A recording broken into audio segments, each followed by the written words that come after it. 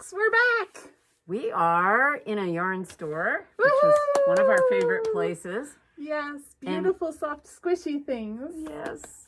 And we are here to tell you about leg 6. So, where are you going on leg 6? Well, I am going to take a meandering tour through the Lehigh Valley to visit all sorts of different covered bridges. Oh. Did you know that Pennsylvania has more covered bridges than any other state in the whole country? I did not. I knew that there were a lot of covered bridges, but I did not know we had the most we covered had the bridges. most, yes. And the very first documented covered bridge was built in Pennsylvania, in Philadelphia, over the Schuylkill River. Huh. Very first, no back idea. in like the 1800s. Okay. I could be more specific. Well, read the pattern. The date's in there. Okay.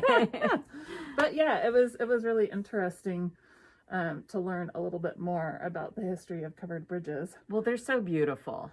You know, it's interesting because they're in beautiful settings a lot. You know, you think of the farmland and the hills That's and a true, little they stream, are. and then here's this cute little covered bridge that's painted like a barn. I read somewhere they're painted like barns because it makes it easier for farm animals to go across the bridge if they have to help animals go. Okay. Who knew? The animals think it looks familiar. Yeah, it's more familiar. So that is not what inspired me. Well, what inspired you? I was inspired by the structures and the triangular shapes of the trusses, and there was just a rhythm and a beauty to the way the wooden trusses fit together. Your clue is beautiful, so it was a good inspiration. Yes, I'm very happy about it. Yeah, good. Where did you go? I went to a really interesting place in Doylestown, Pennsylvania, called Font Hill Castle. And it was built by a guy named Henry Mercer, who had a tile company and who also collected a lot of tiles. So my clue is tiles, and I did them sort of on point, as we say in quilting. So they're not square like this. They're sort of like a diamond shape. And my tiles look nothing like Fonthill's tiles, of course, but it was really fun touring there one time. And if you ever get a chance to go, do go see it. It's really fascinating. It's a poured concrete house with thousands of tiles from all over the world, and it's an amazing place to go see. So cool. It's a whole concrete house. It's very unusual. And it was built in the early 1900s, and they said that he never owned a car. He always rode his bike everywhere. So that's, you know, he was green before his time. He was. Of course, back then, cars were kind of new still. Yeah. So, yeah. So anyway, it was a really interesting place, and I was really super inspired by it. So I'm excited about this clue. Very cool.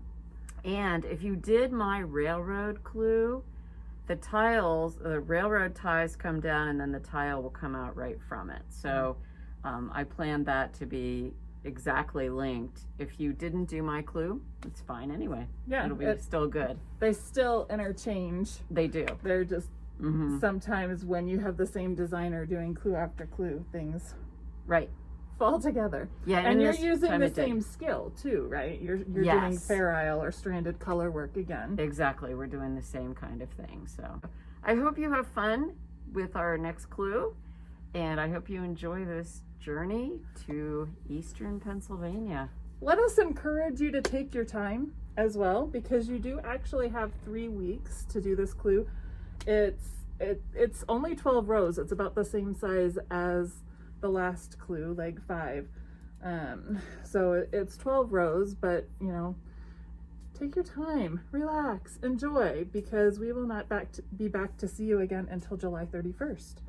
Exactly. So enjoy it. For those of you who are a little behind, this is a great time to catch up and enjoy the process. I'm all about the process. I agree.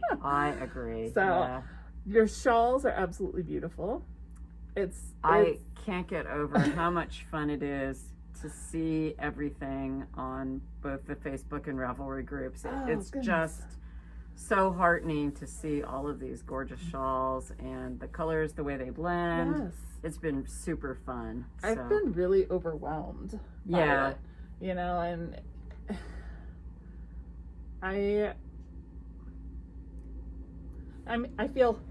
I'm touched. I guess it's an that honor. I've been allowed into the world of so many individual knitters, and I'm so excited for those of you who are taking the choose your own concept and really, instead of choose your own, you're making it your own. And that's so exciting, and that's something we wanted at the very beginning to do, is to kind of liberate people in their knitting and give people freedom to explore and customize, and we're seeing that happen, and that's so exciting. It just makes me so happy. Yeah, there's nothing better than watching that. So yeah, so do whatever you want.